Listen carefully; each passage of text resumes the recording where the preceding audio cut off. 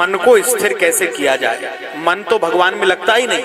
माला लेकर के जैसे ही बैठो राम राम जपने के लिए तो मन भटकने लगता हमारा, कहीं इटारसी, कहीं होशंगाबाद, कहीं महाराज मुंबई, कहीं दिल्ली। 1 मिनट मन नहीं लगता, इसकी बुराई उसकी निंदा सब दिमाग में आके घूम। मन कैसे स्थिर करें, मन क्यों नहीं लगता। मन को स्थिर करने का क्या तरीका है, बड़ी अच्छी बात बताई भगवान ने। भगवान कहने लगे, माँ यदि मन को स्थिर करना है तो पहले इंद्रियों को भगवान से जोड़ना पड़ेगा। कौन सी इंद्रियां? बोले हमारे जो दोनों नेत्र हैं वो रोज भगवान का दर्शन करें, कान कथा सुने, वाणी नाम जप करे, पैर चल के धाम तीर्थों में जाएं और हाथ पर हित करें, परोपकार करें, गौ सेवा करें, माता पिता की सेवा करें। बोले जब हम इंद्रियों को धर्म से जोड़ेंगे तो फिर धीरे धीरे मन भी महाराज वहां लगने लगेगा। अब कान से फालतू बातें सुन रहे हैं, मुंह से बकवास कर रहे हैं महाराज, नेत्रों से गलत दृश्य देख रहे हैं, मुख से गालियां दे रहे हैं, अपशब्द कह रहे हैं, मंदिर जा नहीं रहे, तीर्थ यात्राएं कर नहीं रहे, परहित परोपकार गौ सेवा माता पिता ये सब कर नहीं रहे, और बाद में सोच रहे हैं कि माला लेकर के हम जल्दी से अपने सारे पापों का महाराज समन कर लें, समाप्त कर दें, तो ये होने वाला नहीं, मन ही नहीं लगेगा।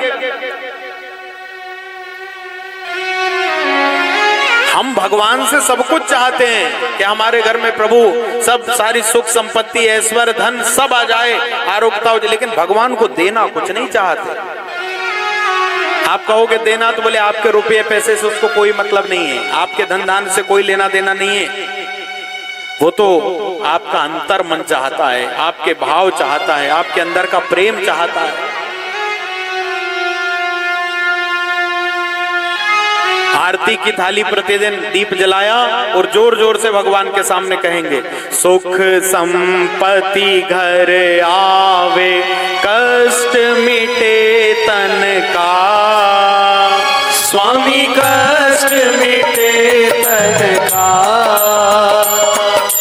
जो ध्यावे फल पावे, जो ध्यावे फल पावे, दुख विन से मन का, ओम जय जगदीश हरे। हाँ, ये लाइन तो बड़ी जोर जोर से कहेंगे महाराज, सुख संपत्ति घर आवे, कष्ट मिटे तन का, सब महाराज दुख दूर हो जाए, और जब देने की बात आए तो तन मन धन यह जीवन सब कुछ है तेरा, स्वामी सब कुछ है तेरा। इसको भी अंदर से कहो, भाव से कहो, प्रेम से कहो कि तेरा तुझको अर्पण, तेरा तुझको अर्पण, क्या लागे मेरा, ओम जय जगदीश हरे। उदार मन से, प्रसन्न मन से प्रेम भगवान को दो, भाव भगवान को दो, इंद्रियों को भगवान से जोड़ो, तब मन स्थिर होगा। मनुष्य शरीर मिला है तो महाराज तीर्थों की यात्राएं कर लो। आपने कभी देखा है गधे घोड़े कुत्ते बिल्ली बकरी ये कभी तीर्थ यात्रा पर जाते हैं? देखा हो किसी ने तो बताओ कि महाराज हमारे गांव के 4-6 गधे मिलकर तीर्थ यात्रा करने गए। हाँ, या हाथी घोड़े बड़े बड़े, या शेर जंगल का राजा है वो गया हो तीर्थ यात्रा करने? नहीं। क्यों? बोले इनके अंदर बुद्धि और ज्ञान की प्रधानता नहीं है।